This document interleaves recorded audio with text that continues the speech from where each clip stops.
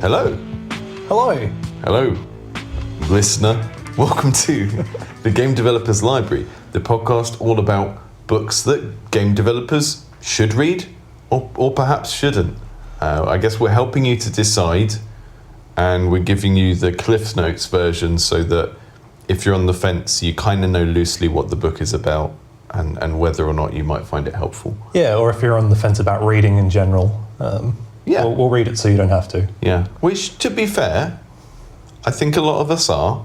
I think we go through periods where we read a lot, especially when you have to read to study.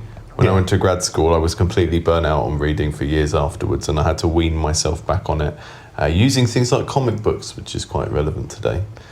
So if you're new to the podcast, I'm Joe Baxter-Webb. I'm a game designer and a YouTuber for my sins as well. I'm Tom Hughes. I'm a game developer, and I'm not on YouTube. I would never sink that low. Do you have a real name YouTube account that you... Are you one of the brave ones? Do you leave comments with a real name? You know, most of the YouTube channels that I frequent, like the comment sections are just war zones. So I don't want to out myself like that. Mine's not too bad, but yeah, I mean, so this podcast has been going for about 6 months now, and I think most of the books that we've covered have been very directly about making games in like a very clear and obvious way. But I always said when we started doing this, we would sort of alternate between the kind of canon of game design books, like the obvious stuff like the Jesse Schell, the Ralph Costa, that kind of stuff, and occasionally things that are helpful creatively to game developers, which I think the book that we're talking about today is kind of in that category, and then maybe some kind of weirder fringe stuff about like ethics and, you know, I don't know, economics and stuff like that related to games, which we haven't quite got around to yet. But, it's all art. It's all art. It's all art. Well, and the other thing is that I worked in free-to-play for a long time, but I work mostly with indie developers now. And I think most people who are interested in what we're interested in and listen to podcasts like this, the proportion of people who are sort of small-time solo devs or hobbyist devs is going to be way higher than people that work in the industry. So one of the reasons why I wanted to do Scott McCloud's Understanding Comics, which I should have said earlier than 3 minutes into the podcast, but one of the reasons that I wanted to do this is that most small indie games are basically interactive cartoons, right? Yeah, I think that's fair. So like anything that helps you to get better at communicating through cartoons is probably helpful for making indie games, because most of us aren't making like photorealistic games that look like GTA or whatever. No, and like I think just any art form that you can practice, you can learn from, you know, looking at other mediums, and like, you know, there's things to like, I've been getting into a lot of, well, I guess it's sort of like art books that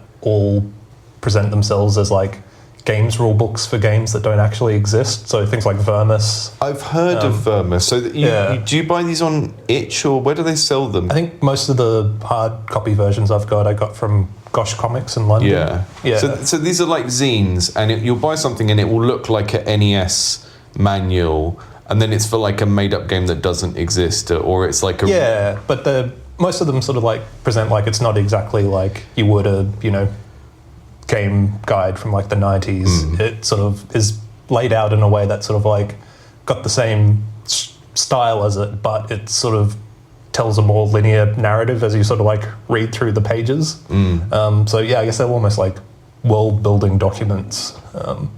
Yeah, that's neat.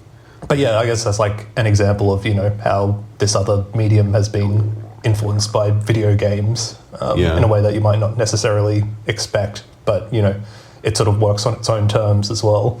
Yeah, totally. For anyone who's coming to this and thinking, why is a game development podcast doing a book about comics? There are a few different reasons that we'll get into as we work through it.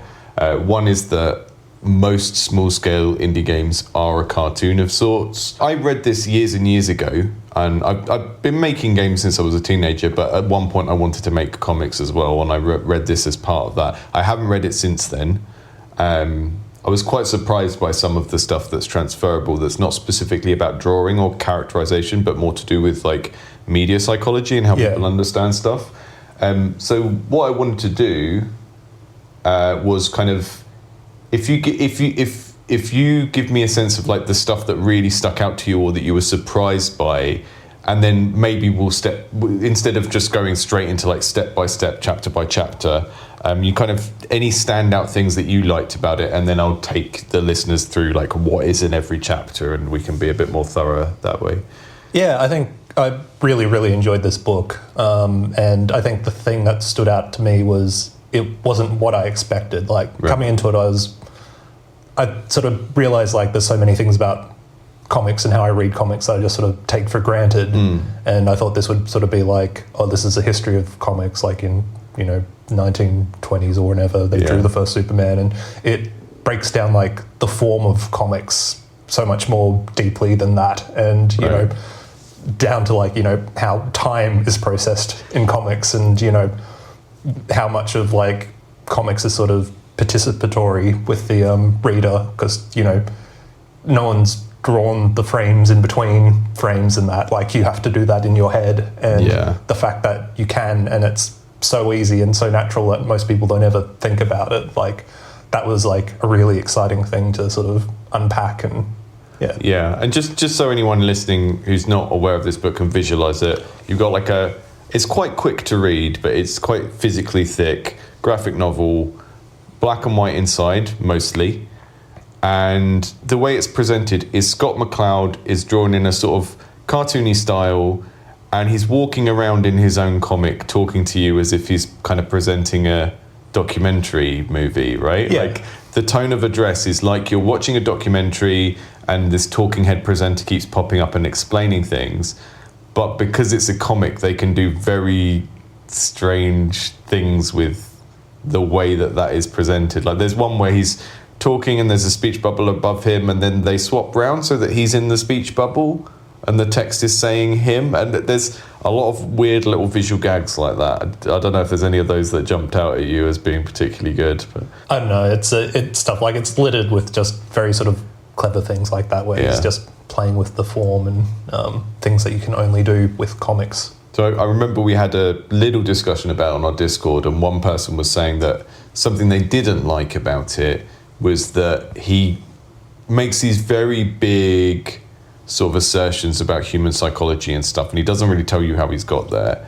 And I think that's true. I think that's definitely a valid criticism of this book, but at the same time, I kind of know where some of those things come from. So there's a lot of Gestalt theory in what he teaches in this, which is like a form of psychology to do with how people read images and how people fill in the gaps, like you were saying, of like when you give people an incomplete story or an incomplete image, or even just a photograph where there's a spooky corner, and your brain suddenly goes to work at going, what's around that corner?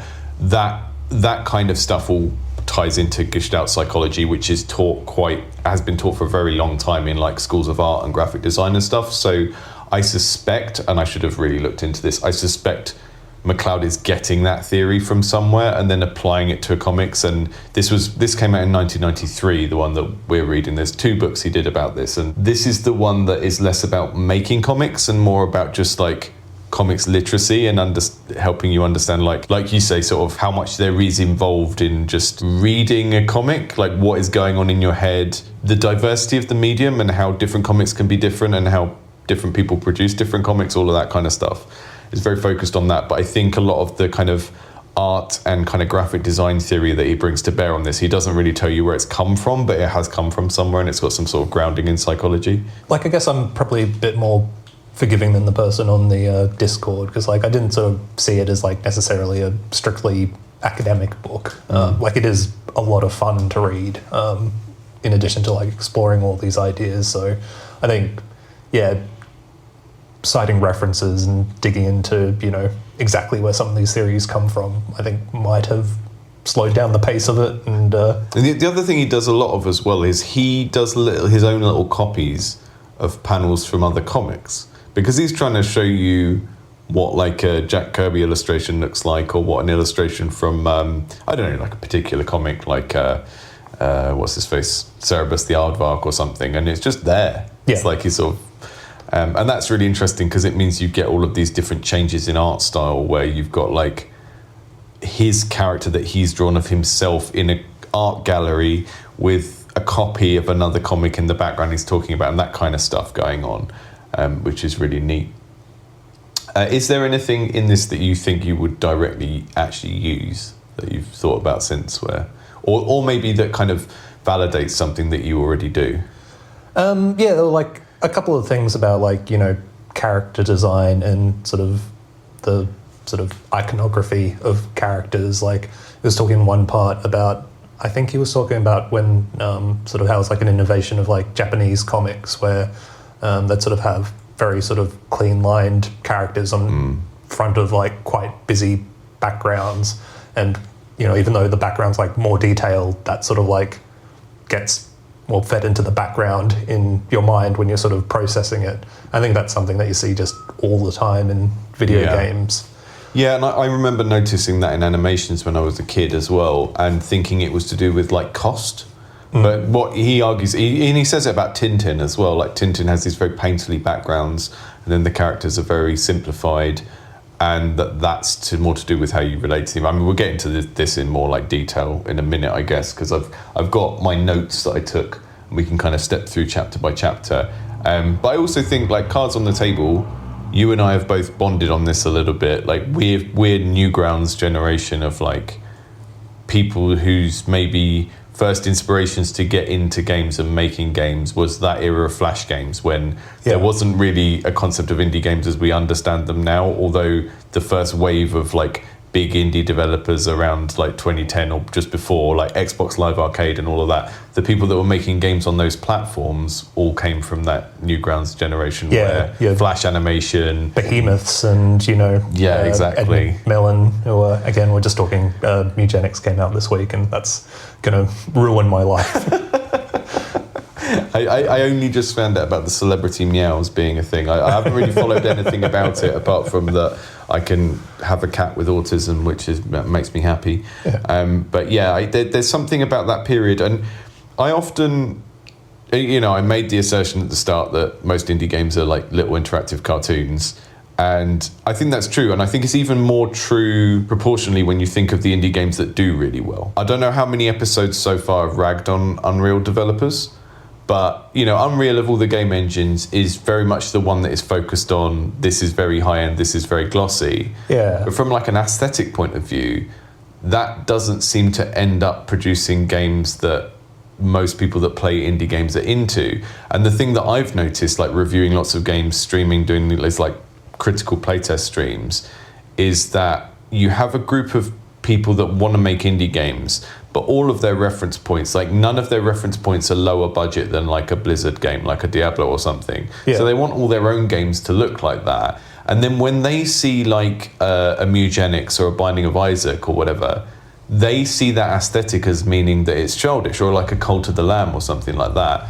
And they don't seem to be able to understand that there are plenty of adults, actually the majority of adults in the kind of indie game consumer audience, who do consume these games that have cartoon characters, and that there's a nuance of like what a cartoon can do to sort of signal that it's more for grown-ups or more for kids, you know? There seem to be people that don't understand that, and they just see a cartoon and they go, that's for small children. Well, I mean, that's part of this book where he's sort of talking about, you know, comics sort of has this problem or perceived problem where, you know, it's seen as like a medium for like children and adolescents, and you know, you get some works that sort of ascend that, and they typically get called graphic novels, whereas like, I mean, video games sort of has that same, you know, sort of cultural cringe about, you know, oh, this is toys for children, which I don't think really exists all that much, but we don't sort of have the same language of like, you know, if you make a game that's like for adults and sort of seen as like elevated art, it doesn't get called like, you know, interactive fiction or something. No, but it does get treated as a different kind of category of game.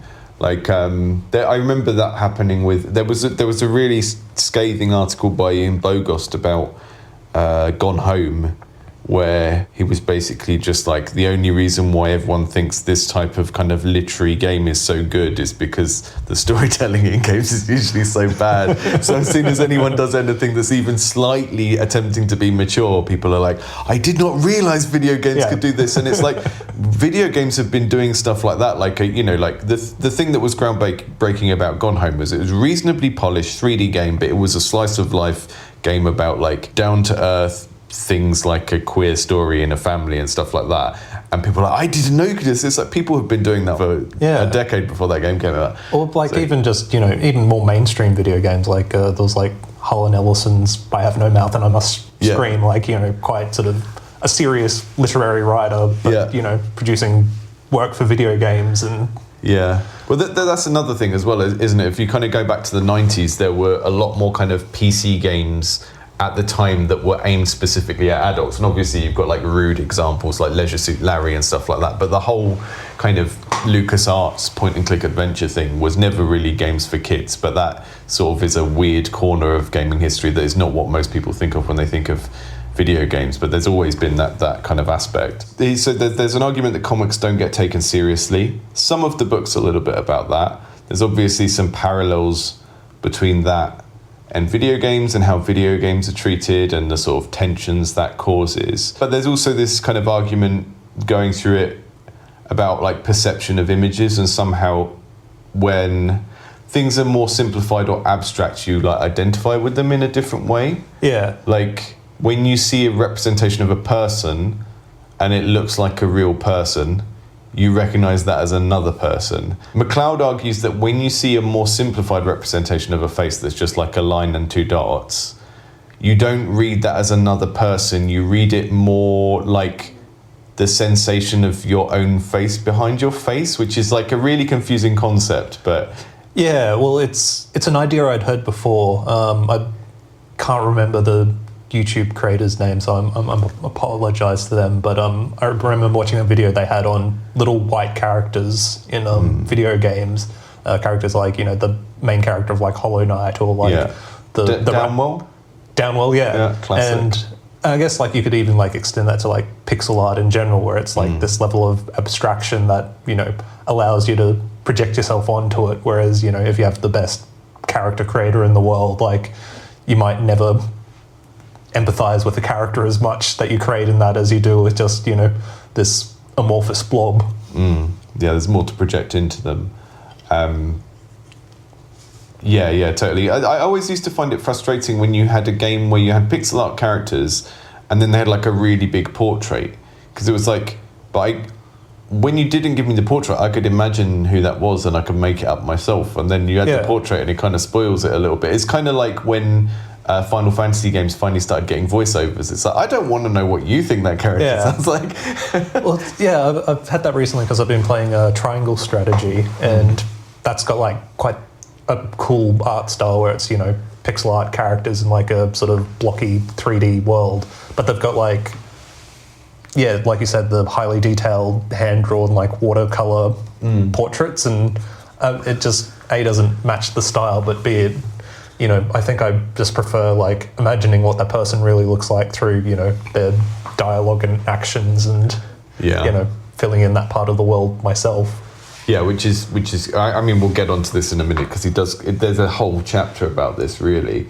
So just to take people through what is actually in this book chapter by chapter. So the first chapter is the kind of thing that you said you thought the book would be. The kind of history lesson bit. He compresses that really quickly because he does a chapter that is a history of comics that is also trying to define comics at the same time. So he ends up on a definition that's something like words and images together in sequential frames, right? So like a satirical newspaper cartoon wouldn't be a comic because it's just one image and one piece of text. Yeah, I think he uses like Family Circus as like the example of like, you might think this is a comic, but it's not. yeah. And it's really interesting. Yeah, it's quite, he rules some stuff out, but then the definition is quite expansive and it goes and he's sort of like, I think he ends up making the argument of like, we're not making a definition here to have a strict definition. We're making a definition so that we can think about what does or doesn't constitute a comic through this conversation. And he ends up going back to like Egyptian art, the Bao tapestry. There's a really funny panel where there's one of the knights from the Bao tapestry and some other historical. Yeah, I think it's like icon. one of the, Aztec character. Yeah. They're in a modern gallery and they're looking at a comic, and the knight is like, where are all the horses? So there's lots of that kind of stuff, and it is really funny because it's this like documentary format where he's presenting a documentary, but then because it's a comic, it can be really surreal, and you can have things like that happen, like people pop out of pieces of art and talk and stuff. Yeah. Did you try and break down a similar definition for video games that he did for comics? Like, how do you sort of like abstract the form to the point where there's lots of so in game studies there's lots of definitions of games, but the definitions of video games tend to just latch on to that rather than being their own thing. And I think that's interesting because I know that when I was a kid there was sort of like and I kind of hinted at it a minute ago, it was almost like there were computer games and there were video games, and they were slightly different things, and they had a little bit of a different, like, maybe this was just like something I picked up from my parents because they were quite savvy about these things, but it was like, oh, the games you play on the computer are good because that's stuff like SimCity and Theme Park, and you're learning something and you're doing some systems thinking, whereas those games you play on the console are just like beating someone up. To me, at some point there was that linguistic distinction that when someone said computer game, they meant a PC game, and that was different types of games that were often a bit, not necessarily explicitly educational, but had some more redeeming qualities.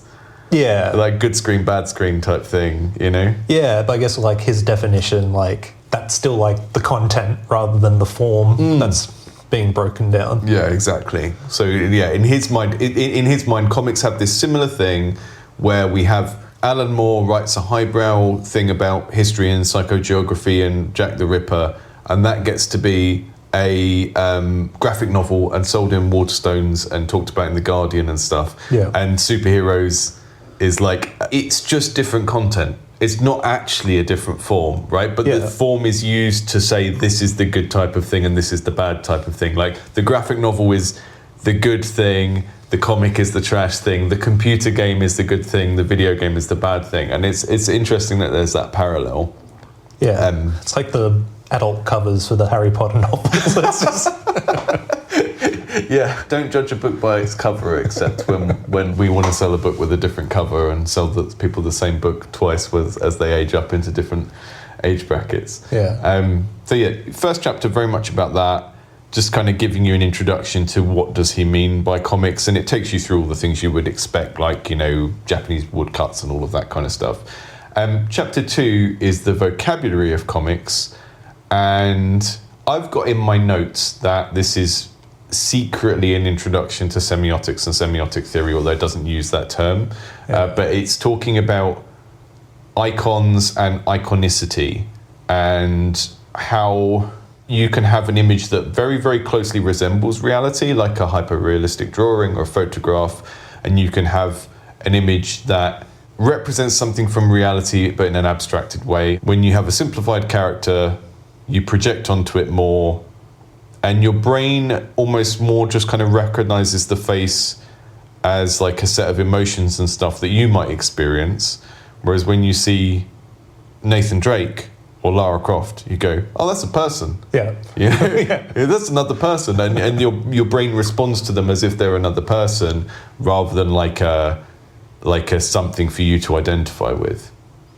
Which is kind of interesting, because if you think, when you abstract a human into something simpler, that can serve like a lot of different things, right? Because it can serve what he's talking about and what you were talking about of like, I can easily just put myself in the shoes of that character because it's no one in particular. Yeah. And that can be really powerful. Like, I remember when I was a kid, if there's something sad happening in a movie to a real person, I did not give a shit. Like, oh, your parents are breaking up in this 80s movie? I don't care. Yeah, we all got problems, mate. As soon as it was an anthropomorphic animal character, or like Master Splinter getting kidnapped, bawling my eyes out. Yeah. Optimus Prime dying. Sorry, spoilers for the 1984 Transformers movie. Optimus Prime dies. Most upsetting thing. It's the same thing. It's because it's not a person, but it's like someone that loosely has the attributes of a person that you can decide what they mean to you. Yeah. You've done that extra effort in your head to imagine that this thing is a person, you know? Well, that's why I think Keanu Reeves is the most popular actor of our generation. Just a blank slate that you can project onto. I was still so upset by Johnny Silverhand in Cyberpunk because it's the most acting I've ever seen him do. Just hours and hours of Keanu Reeves pretending to be horrible to you. And I'm like, okay, I'm kind of into this. Yeah. But no one could have prepared me for the fact that that's what the character was, because I'm just like, hey, I'm hanging out with Keanu in this game, and then he just starts shit talking you immediately, and I'm like, what? This is not my Keanu. Yeah, that's not the nice man. But yeah, I mean, it's kind of half of the book is about this. It's about when you make someone's brain do that little bit of extra work to put themselves into the thing, they get more out of it. It's the same as the phenomena where people think that the book was better than the movie, and it's really just that the experience of having to read the book and put the story together in your head gives you a stronger impression than seeing someone else's interpretation on a screen. You know? Yeah, well, he's got that section right at the very end of the book about, sort of why create art in the first place, and it's about, our inability to project thoughts into each other's heads. So, there's always going to be something that's lost in translation. And, in that same chapter too, where he's sort of going from the scale from realistic face to abstract smiley face, he then sort of takes the abstraction even further beyond, smiley face and to the most abstract way that you can communicate an idea, which is words. Yeah, the letters FACE. So, if you're writing a book, that exists purely in that most abstract corner of that, it ends up being a triangle later in the chapter. But then, if you turn that book into a film, that's real people with real faces. It's sort of gone to the other end of that, abstract to verisimilitude scale. There's a word that I learned for this recently that he doesn't use, but I picked it up because behind the scenes, the next book we're looking at is Tynan Sylvester's book about the RimWorld guy, his book about game design, and he talks a lot about apophenia, which is basically humans spotting patterns in things that don't have patterns in, because that's one of the things that our brains do. So we notice faces in things. It's just a natural tendency the human mind has. And all of this kind of stuff of being able to look at a plug socket and see a face, or being able to look at a coat hook and see a boxing octopus, that's my favorite one. This is this very strong tendency the human mind has to take very simple things and see them as something else. And I'm glad I had a little look ahead into that book, because there's so much of a parallel between what he talks about in that game design book, which you can see loads of in RimWorld. If you've played RimWorld, it's half of the story that you're telling about your colony isn't really there in the game. Yeah. You're sort of you're inferring it, and The Sims is a really good example of that. The Sims do have some behavioral AI and stuff, but so much of the story that you make up as you're watching it in your head about their emotions and relationships is just not actually there. Yeah, I think Dwarf Fortress is sort of the ultimate example of that. Yeah, and this is this kind of thing to do with an abstract thing feels more real than a realistic thing. This is all kind of related to that. Again, McCloud doesn't use the term that, but apophenia of that psychological tendency that we have to see a simple thing and then create a more complex thing in our imagination. And if anyone's getting frustrated with this being a bit philosophical, the practical application of this is, if you're making games, don't worry, you can just make a little guy with two dots on a face. Yeah, people love it. They think that's them. I'm kind of joking, but I do encounter so many people that they just haven't got over this. Games for adults need to be gory and have realistically proportioned humans in them and stuff. And it really holds you back creatively, because you don't need to do that for the target audience of indie games. You can make a cartoon, and the sort of forcing yourself to go, oh, I need realistic humans and I need to spend hours on Mixamo downloading a bunch of different dodge roll animations and stuff. It's just like you don't need to do that. You just need an Among Us, you know? Yeah. And Among Us doesn't even have eyes. They don't have arms either, do they? They just have little floating hands. Yeah, I think I think the sort of core concept he's trying to get at is like these all exist in the realm of ideas, and there's different ways to sort of bring those ideas into other people's heads. And there's this brilliant diagram which you were talking about a minute ago, where it's got this big pyramid. I've got it in front of me so I can sort of describe it. Bottom left corner is reality. Yep. You know, where it should be. Yep. The reality corner is like, if we're thinking this is a pyramid of depiction, right, of like how you can communicate with images. The reality corner is like a photograph. And then the top is the picture plane, which is like images that are pure aesthetics that don't represent anything, like abstract art, big Anthony Rothko painting that's just a big red thing. Yeah. Yeah. Where it's, if you sort of break down like a picture into like its core components of like individual lines. Yeah. It's sort of, as you sort of separate those, the sort of further you get, the more the meaning's lost. I had a, kind of textbook example of that on a feature I was working on for a game this week, where I was creating like a cloud system for this sort of voxel city game that we have. But my code for it wasn't very good. Crowd or cloud? Cloud. Cloud, okay. So it was like a weather system, and when I created the clouds, they started quite nice blobby, blobby but made out of cubes. You point at it and go, yeah, that's Clobs. A cloud. Yeah, blobby. Yeah.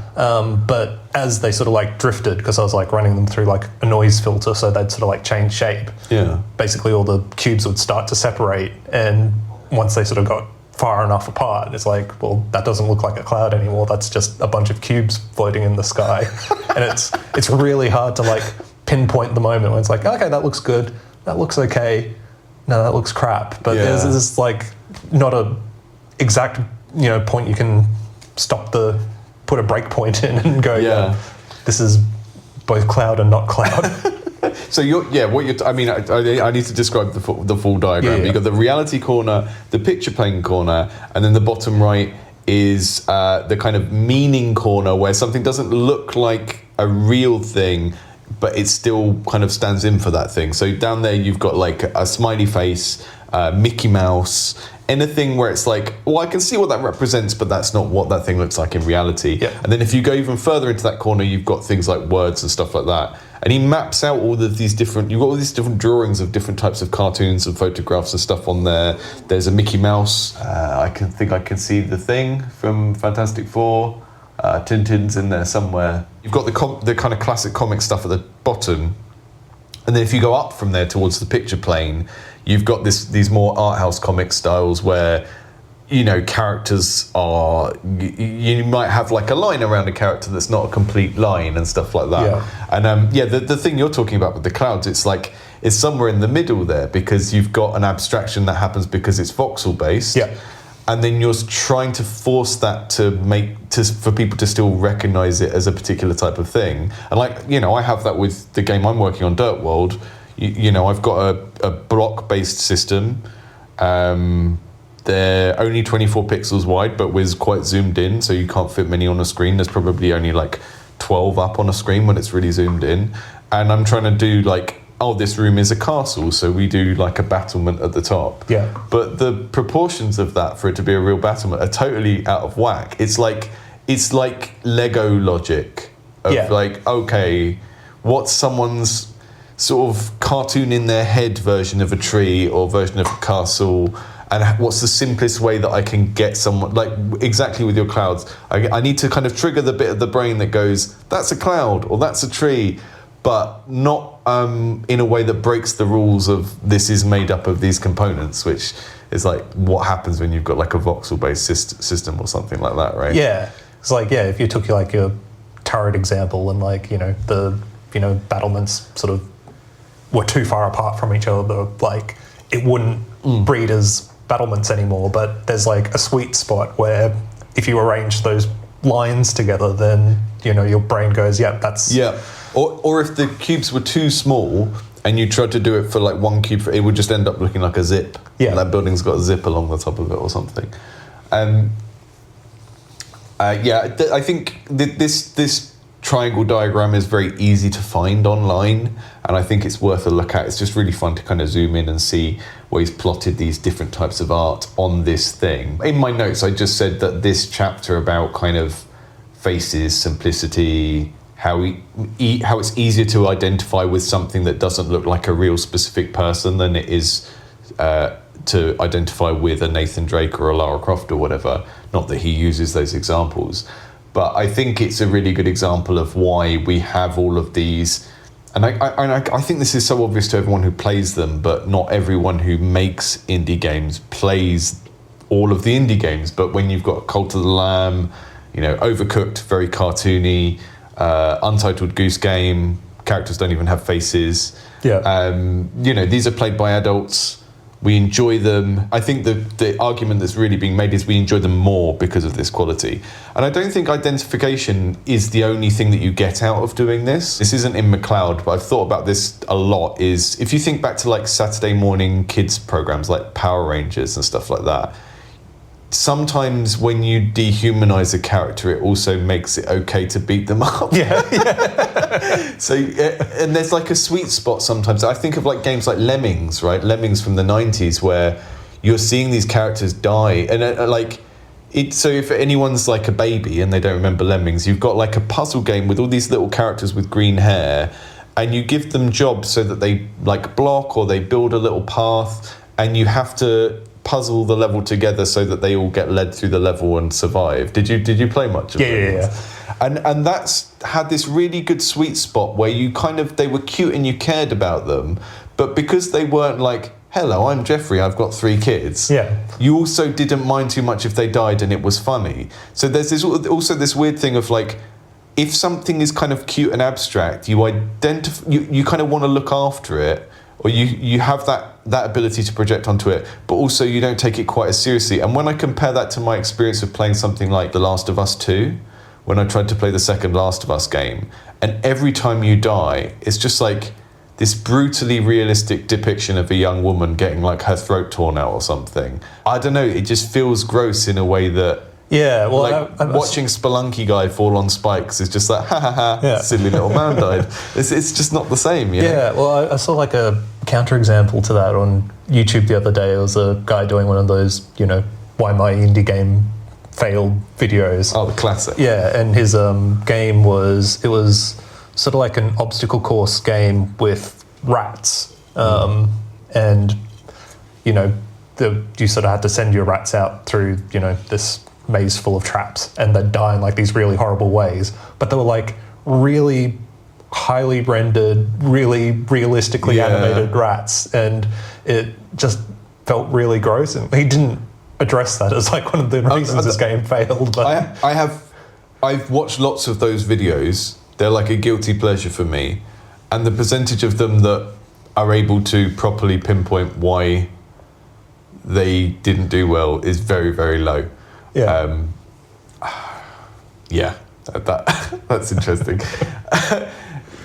Sometimes you get some art assets and you make a thing with that art asset, and then at some point you need to step back from it and go, does this all really work together? And if you've ended up making a torture machine for realistic looking animals. I had a similar thing with something on Indie Game Clinic a few months ago where someone had made a Survivors-like, and all of the enemies were just like realistic models of safari animals effectively. And he'd done his due diligence of like, they're running at you, some of them were on fire, they looked evil in a way, but because they were like realistically proportioned gazelles and wolves and stuff, it just felt like a wildlife cruelty simulator. And that's the sort of thing where if you recognize that and leaned into it, it could be quite funny, but they were meant to be presented as dangerous, and it just felt like you were an evil wizard on a safari killing loads of animals for fun. Whereas, as we were talking about Mugenics, it's a game about torturing cats. Fantastic fun. I will never stop playing that game. So the point of the big triangle diagram is like trying to make a map of visual depiction that includes abstract art, photographic art, cartoonish art, and even words. And the point isn't to say that any one of these is better, but more that they kind of achieve different things. And like you said, like comics are closer, and comics and cartoony video games, I guess, to make the parallel, are closer to the realm of ideas, whereas realistic photographs are closer to the realm of, what did you call it, experience? Yeah. So if you saw a photograph of a tree, your brain would be like, oh, that's like that tree I saw in the park, and it sort of it anchors it in the real world in a particular way. And the reason why I think some of this is really relevant to games is that, like, being able to quickly see something and recognize it and understand how important it is within the scene is like a really important part of like games UX. It's one of the reasons why AAA games do the yellow paint stuff, and everyone complains about it, and no one wants the yellow paint. Have you played Silent Hill 2 remake? I haven't played the remake. No. Oh, so it's got like, they've done yellow paint, but it's like toilet rolls. Right. I don't know if that, what is toilet roll called that in like the States and stuff? Do they call it like we call them bathroom? We call them paper? dunny tickets back. Dunny tickets. Bathroom paper. Yeah. It's just like hanging off of everywhere you can climb, and it's like, okay, but that's because the more visual fidelity you have, the more it looks like a real place, the less obvious it is what you can interact with, right? And like one of the really cool, I think this stuff can feel very contrived, but I'm a gamer. I love a ruined city where everyone's dead and gone. I don't know about I don't know if you've heard of this. It's quite a common thing in video games. I love it. And what I really like is when the developers don't want you to go in all the buildings, so they have a really good reason for it. And my two favourite ones, you go to Lindell in Elden Ring. Yeah. They've got like, there's some special goop around the doors. Oh, yeah. It's like been welded with gold. And it's like, okay, that's visually very appealing. I might weld my own door shut with golden goop one day. Yeah. And then the other one is the Dishonored games. There's like a plague, and that means that there's sort of these big, like huge mechanical clamps on doors that are blocking them and stuff. That's like a really cool overlap between like narrative design, environmental design, and then clearly signaling to the player, don't bother trying to interact with this. Whereas in the 90s, it was like early 90s or mid 90s 3D games, it was just, you could clearly see which door didn't open because it was like part of the wall and stuff like that. Well, I feel like the sort of classic modern compromises in ruined cities is you've got like the partially destroyed door with like debris behind it. Yeah. And it's like, okay, well, all the rocks stop that door from opening, so. Yeah, exactly. And you're like, but I'm thinking of this kind of model that he's developing. The reason why the AAA games need the yellow painting is because there's not a clear, obvious clue for you to know what is just there to make it realistic and what is there to tell you some sort of meaning of the objects in the scene. Yeah. You know, which is why we also need like detective vision and tells on objects that shine on the objects that you can interact with and not the other ones. I think you saw it like, you know, when the Gears of War games came out where, you know, you've got like quite these highly detailed areas, but like all the like waist-high walls that can hide behind just sort of like really stick out. It's like, why is there so many of these things? Yeah. You know, they've got like a clear gameplay reason, like you need to know those are the places that you can crouch behind, but yeah, it sort of breaks the immersion. Right, yeah. And I mean, we're joking about it a little bit, and I like, none of this is to be like that wouldn't really happen type realism pedant, but it's more like, if your game from a creative standpoint is more cartoony in the first place, then you can deliberately design everything to communicate in the way that you want it to.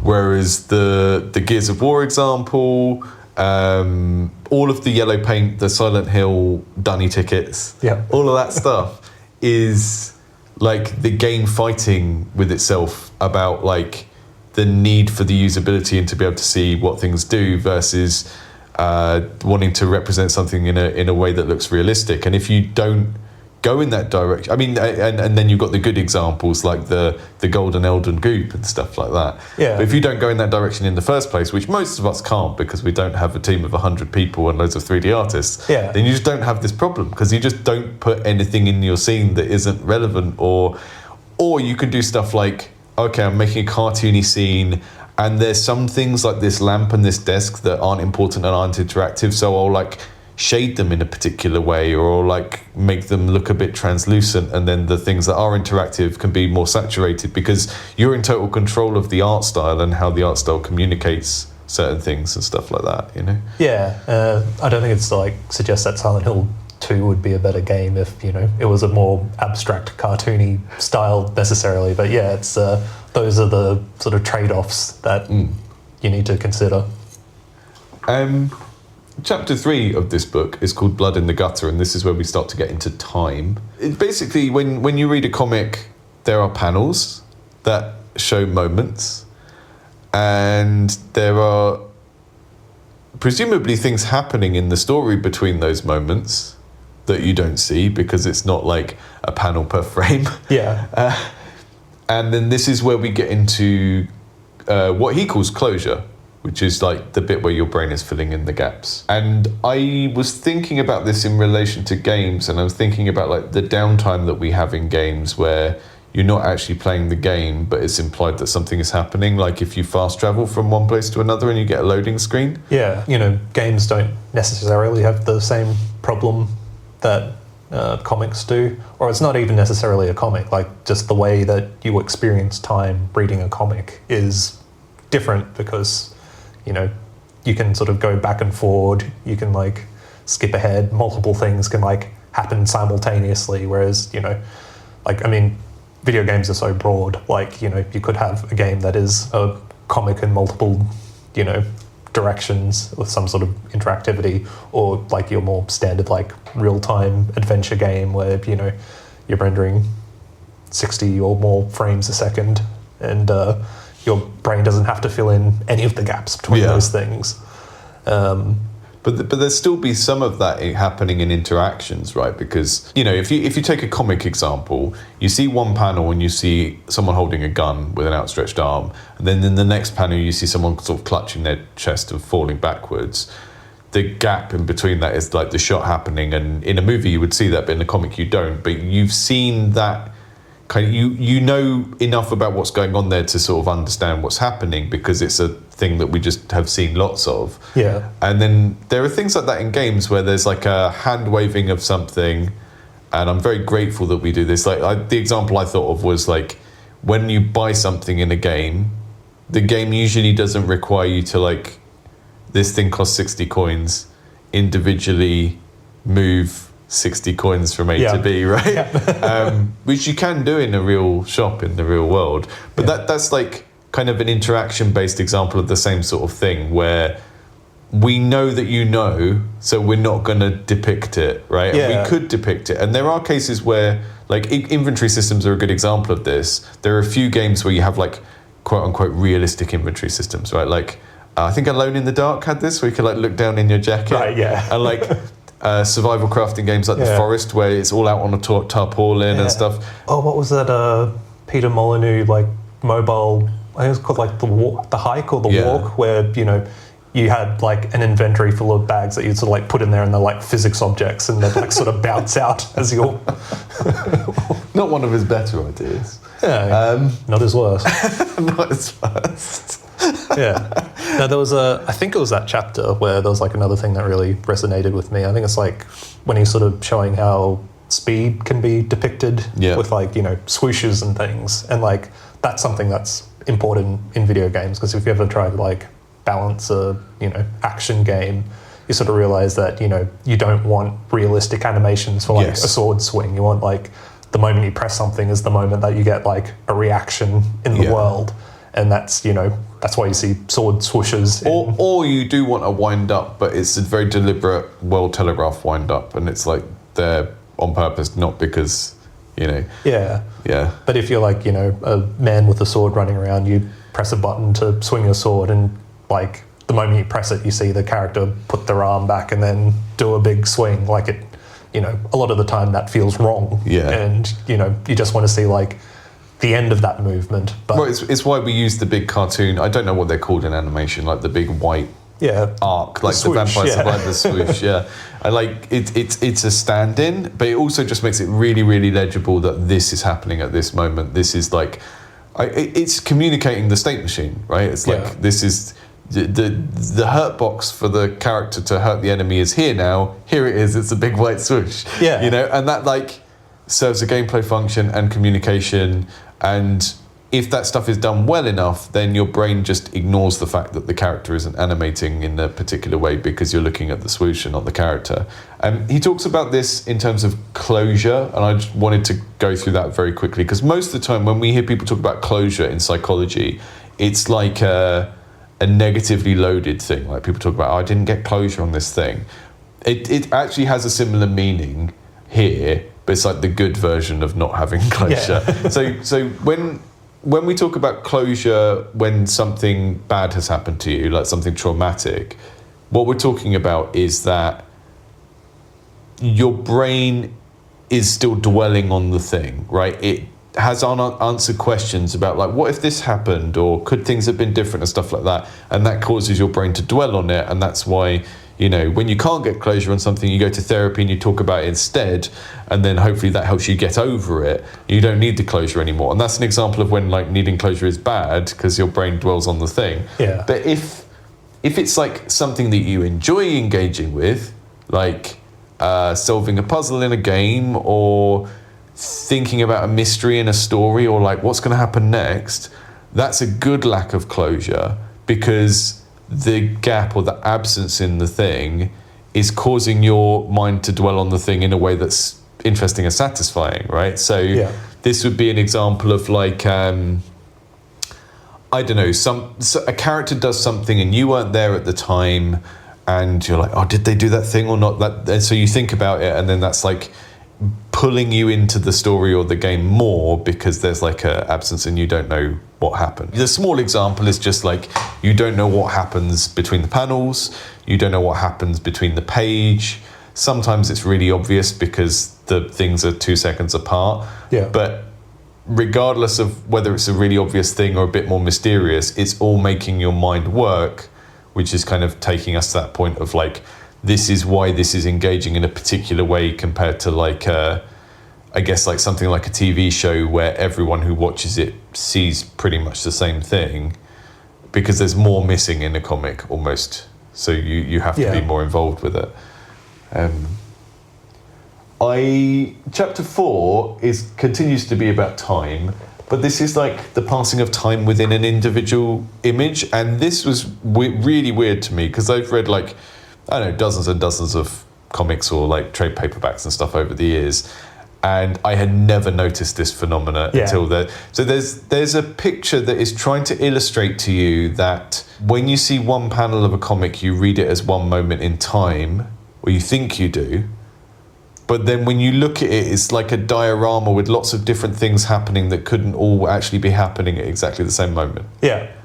Yeah, it's the picture of like someone taking a photo and someone then, you know, talking about a reaction to that photo, and then they're all in a line. They're like at a cocktail party. Yeah. And the conversation that they're having and like the things they're doing can't be happening at the same moment. And there's this weird thing of like, it can be either this is all happening at the same time or it's happening sequentially within that scene. And I just found that really, really interesting because I've never thought about that. When you see it explained that way, it's like, oh yeah, that's obvious that it does that, but I've just never really thought about it. No, me either. It just comes across as like the most natural thing in the world. But yeah, when like even just speech, like saying a sentence takes time, and you see these panels where, you know, there's speech bubbles in it, but, you know, the image is sort of like frozen in amber, or like that example we're talking about sort of shows several moments of time as one.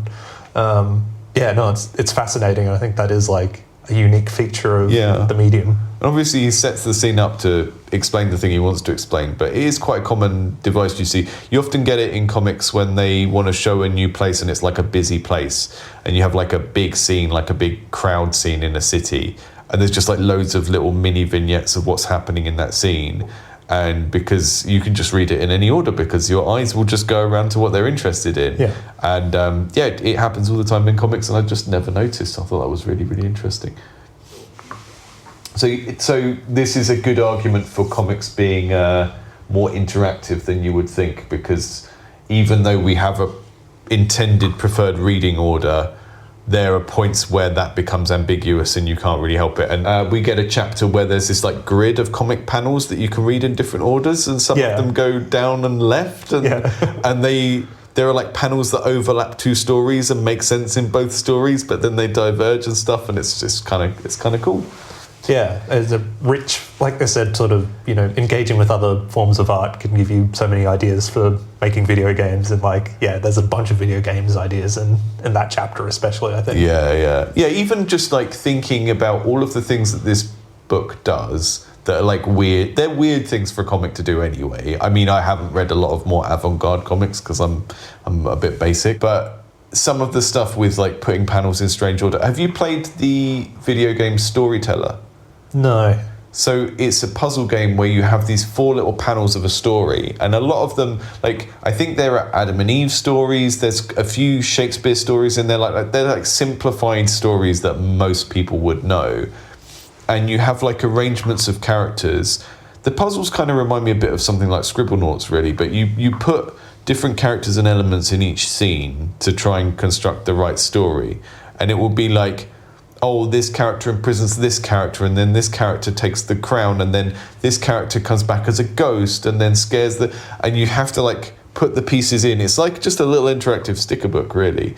And a lot of the puzzles have multiple solutions where you can like make a different thing happen. So you can make like the wrong characters get married, and you get like a little hidden achievement and stuff. But that's an example of like a game where they've used our understanding of how comics work as an interface for another game. And that's so simple. It's so straight down the line of like, basically, here's a 4-panel comic, here are some elements, put them in the right place.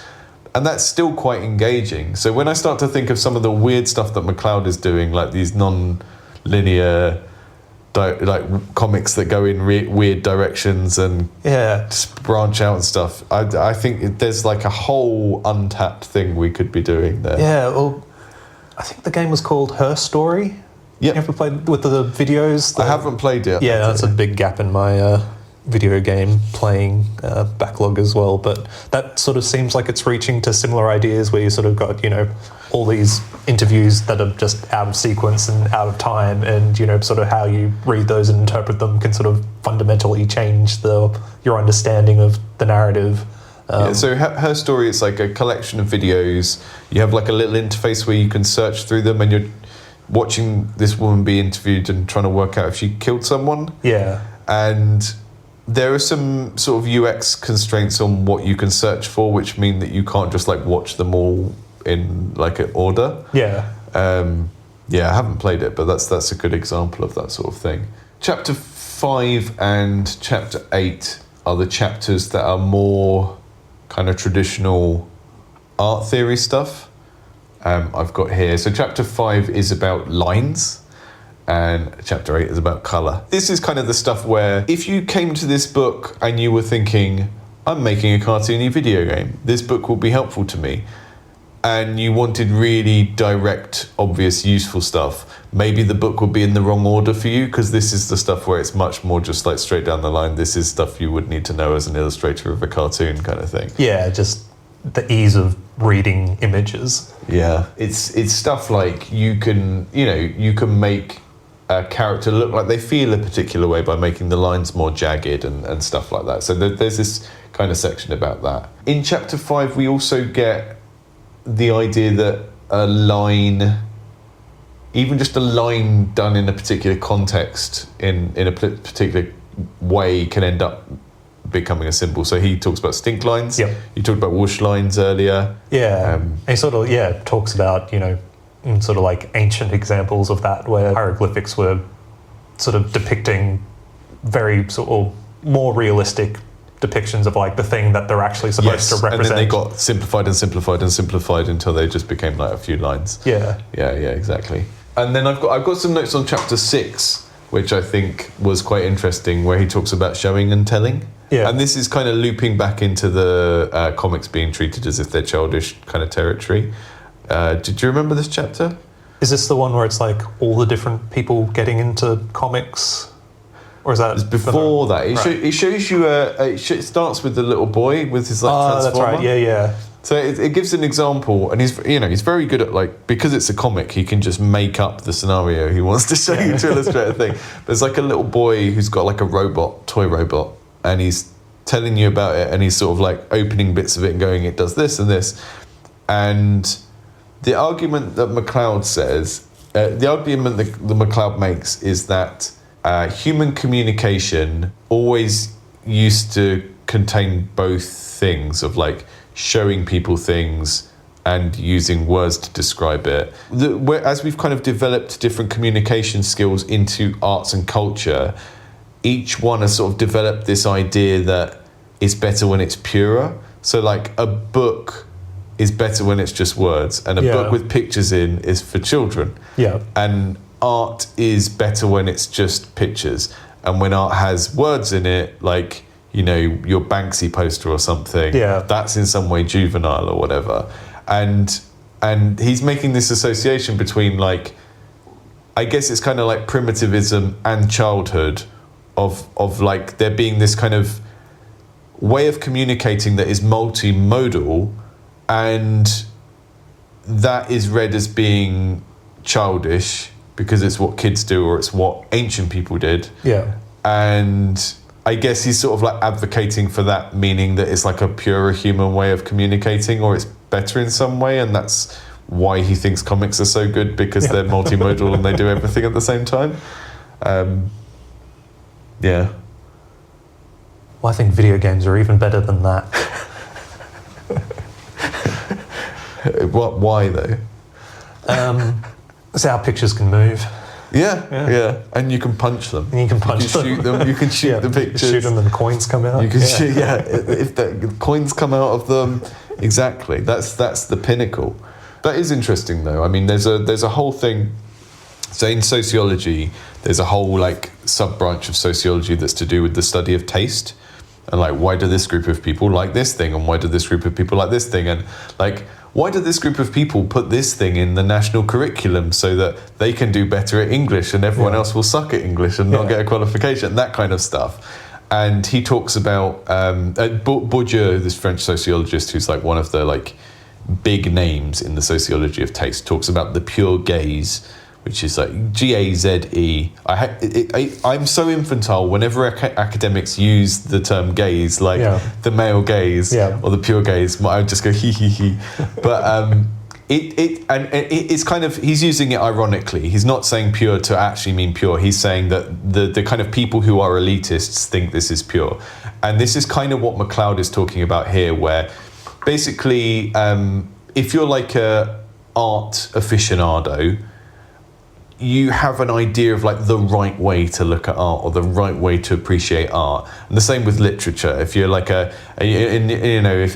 any kind of, and it happens in like subcultural stuff like rock music and stuff as well. Like whoever is like the aficionados and the tastemakers get to decide what the proper way to consume this thing is. And it's never the naive way. It's always like something you have to learn. Yeah. And that's how they kind of keep their elite status, because they get to go, no, actually, the way that you appreciate this thing is wrong.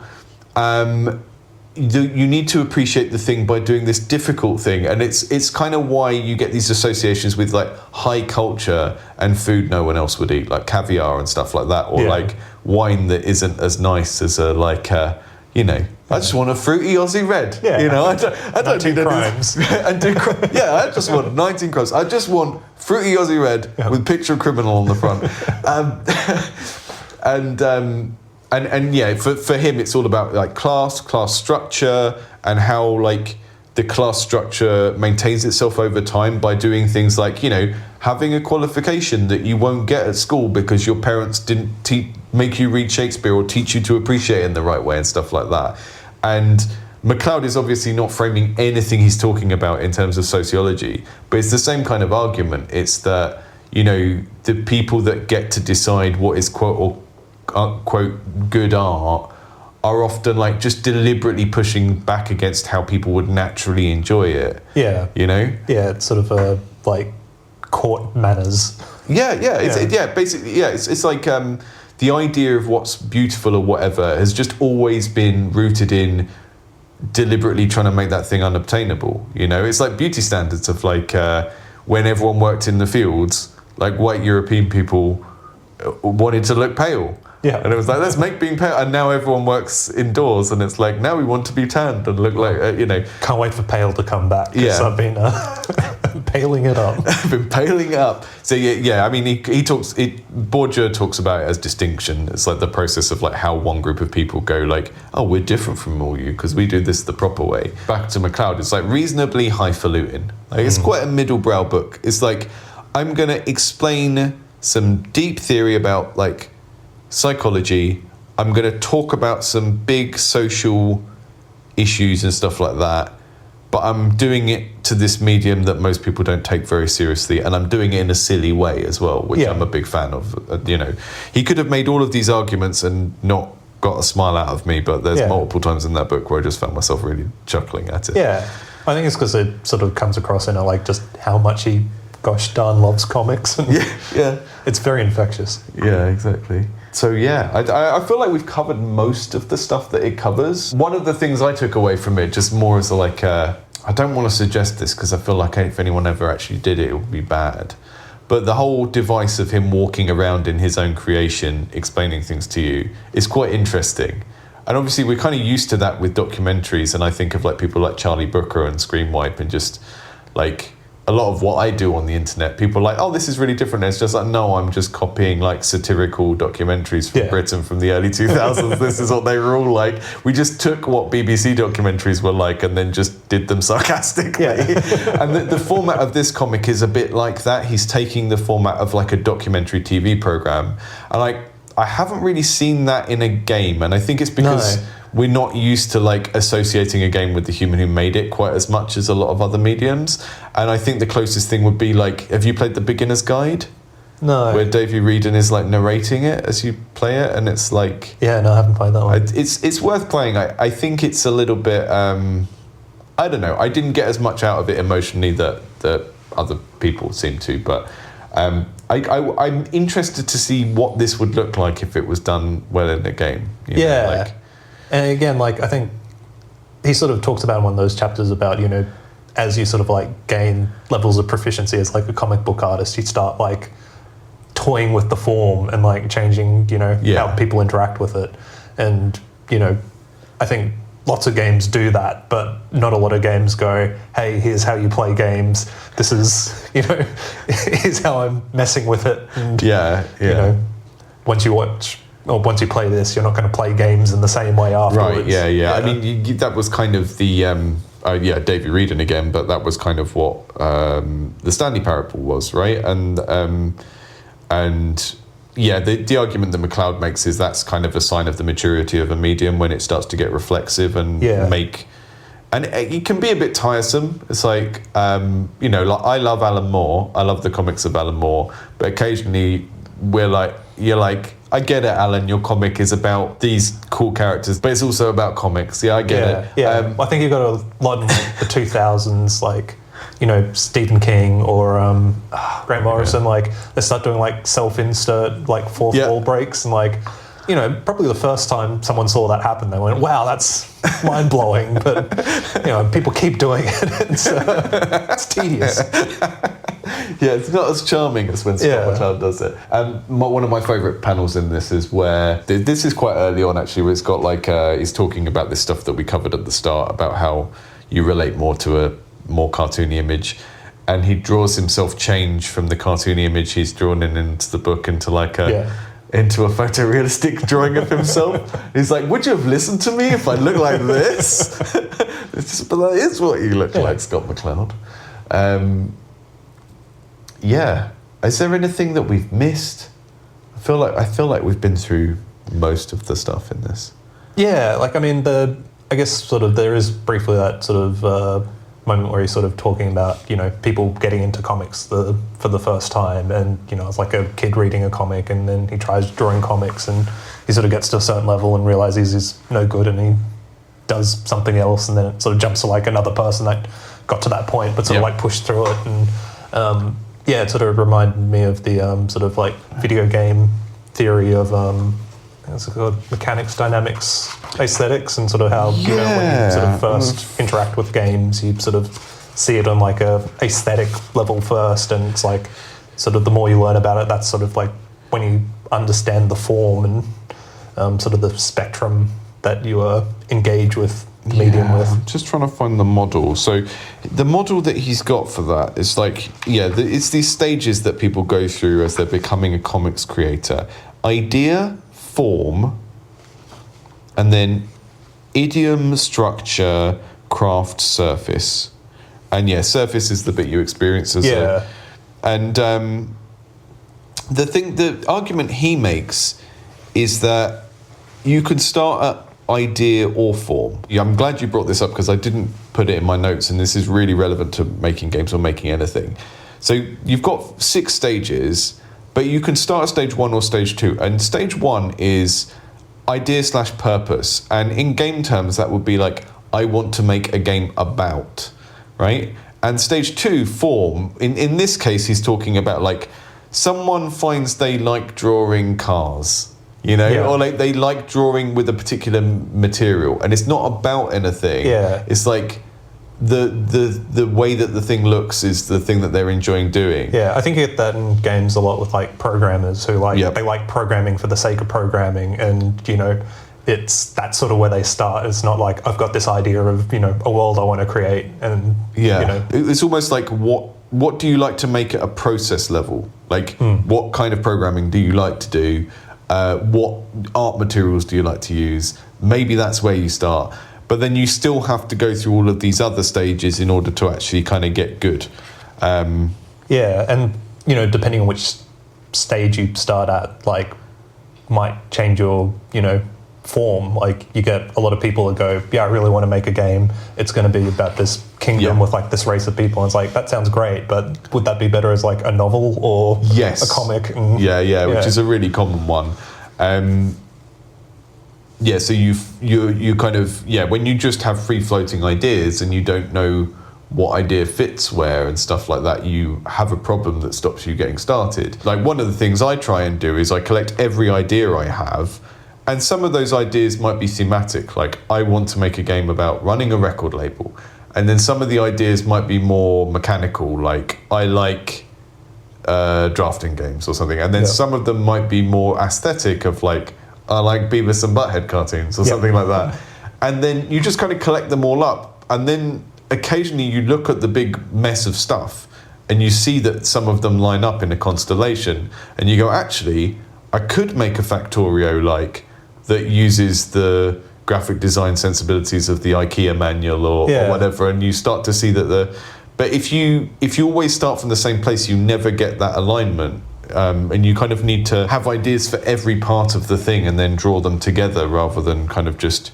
I think people get stuck of just starting in the same place every single time, and then they never explore the things they're not good at, so they never develop the skills to actually finish off the rest of the game. You know? I think, Derek, you had like a very similar analogy in the Splunky book that we did about, you know, the collecting puzzle pieces, and eventually some of them fit together, and that's where you get new ideas. And Derek, you, not in that book, but on his blog, has that essay about finishing games, and it's basically like, it's okay to throw things away and start new things, but if you're always starting new things, you will always get stronger at the thing that you like doing and not at the thing you don't like doing. And I learned this like quite young, when I briefly took music lessons as a teenager. I did like saxophone for a couple of years, and one of the things I noticed was like, when you're playing a piece of music, if you stop when you mess up and you don't try and like pick yourself up and carry on going, you practice the beginning part of the music more often, right? And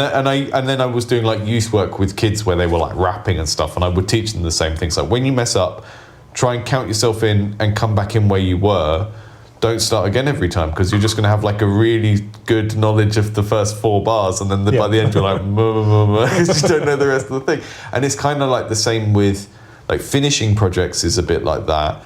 And because games are so multimodal and you have to do all of these things, if you're always starting projects, you're going to be just so heavily weighted towards the bit that you like doing. Like, 6 months have passed, time to start a new game. What shall I start with?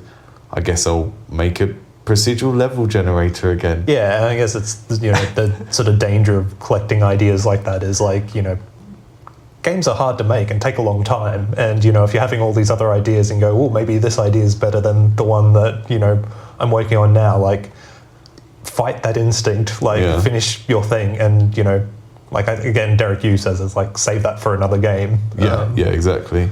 Or, I mean, I think I keep bringing up Risk of Rain as a good example of this, of like, the sequel, same like game idea, same world. This is a 3D game, and the first one is and it's not like they just changed the graphics like Rogue Legacy 1 to Rogue Legacy 2. It's like your goal should be to make more than one game, so you don't need to treat the game you're currently working on like it needs to have everything in it that you think of. I do think that's the reason why at some point you have to sort of just go outside yourself and start writing some checks that are in a public. I don't know if that's good advice for everyone, but I find if I don't promise anything to anyone outside of myself, then I just never do things. So it is very helpful for me to go, I'm going to do this on this day, and you'll get to play this on this day. And if I don't do that, then I just won't finish the thing. Yeah, because then it's a public humiliation. Yeah, rather than I mean, it's one of the reasons why we have our little local meetup is that it means that if you've got nothing else going on to drive you to get the next build of your game going, just like knowing that in 2 months' time there'll be that meetup and I would like the game to have A, B, C features ready before that meetup, because otherwise there's no point, because people won't really see the game that I have in my head and like test it properly. I think using other people for accountability is really important at some stage. Otherwise you just are at the whim of your own habits for forever, you know. Yeah, especially if you can like find people that, you know, do a similar thing and sort of can appreciate a product when it's unfinished or unpolished. Yes.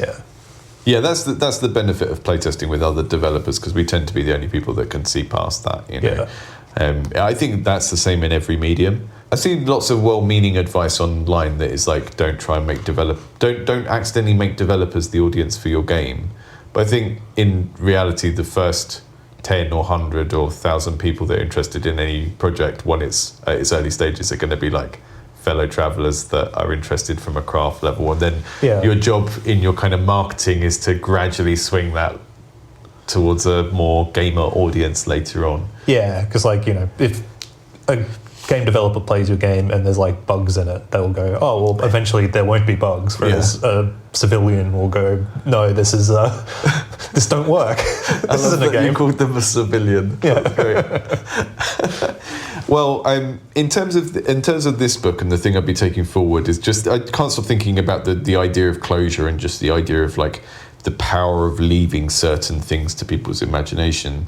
And I don't think that necessarily means in games it's like carte blanche to make a confusing game, right? It's just sometimes when you want things to be interesting, you have to like trust the audience to be capable of being interested without you pointing at it and going, this is interesting, you know? Yeah, and like, you know, one of the sort of takeaways I took from the book as well is like how participatory like comic books are, and like, you know, if there's a more participatory medium than comic books, it's video games. So, you know, surely the rules of closure are just as relevant. And yeah. Otherwise, we'd all be counting our coins one by one in every shop in every video game. Yeah, exactly. That would suck. Thank you for reading that one with me. We're going to do Tin and Sylvester next. Yeah, that's got a lot fewer pictures, doesn't it? It has, I'm afraid. Have you made a start? Not yet. Okay, let me know when you have. I've read about a third of it already. I do think there are some interesting comparisons with this one. I'm interested to see what you think about that one. It was the one that people sort of begged us to do when they first heard of the podcast. People seem to think very highly of it.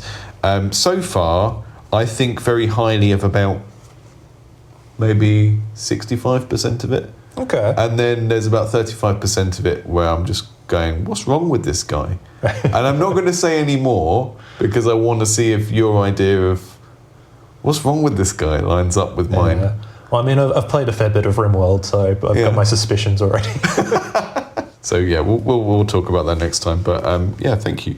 And if this is your first time listening to the Game Developers Library, thank you and welcome. I don't know why you would choose to start listening on the comic book episode, but maybe you're just a comic book person that doesn't care about games or the people who develop them, and that's fine. If you want to support what we do here, patreon.com/Indie Game Clinic. You can join the Patreon, you can join our Discord, you can come and ask us questions about game development and voxel clouds and all that sort of thing. It keeps us in money for books. This is actually the first month where I've bought Tom a copy of the book. Yeah. Rather than what we had to do with Understanding Comics, which is I read it and then gave it to you, and now I'm giving it back covered in Dorito dust and torn pages and dunny tickets. And we've all learnt a new Australianism today, so I'm glad to have learnt about dunny tickets as well. I think that's the real lesson. Tell as many people as you want about that. Yeah. It's definitely real. Yeah, amazing. Thanks, Tom. All right, cheers.